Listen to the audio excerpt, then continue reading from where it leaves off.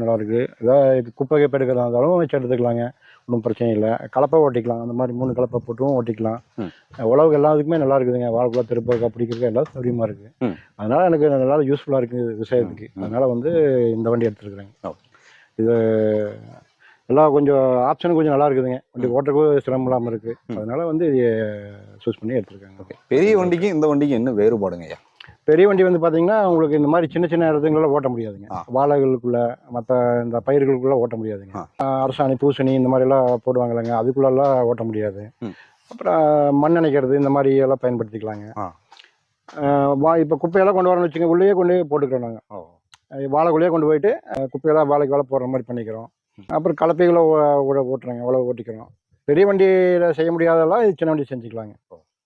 ஆனால் பெரிய வண்டியில் செய்கிற வேலையை ஓரளவுக்கு செய்யுதுங்க. அது வந்து ஒரு சுற்று போகும்போது நம்ம இது 2 சுற்று எடுக்க வேண்டியதாக இருக்குது. அந்த மாதிரி வருங்க. ஆனால் வேலை வந்து அதே மாதிரி தான் இருக்கும். பெரிய வண்டி அளவுக்கு தான் பண்ணுவோம். இது என்ன ரேட் வருதுங்க?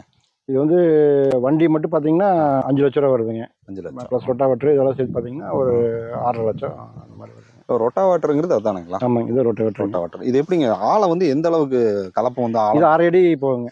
ரொட்டாவேட்டர் வந்து 6 அடி போகுங்க. கலப்பை வந்து 1.5 அடி 1 அடி பக்கம் இறங்குங்க போகும்.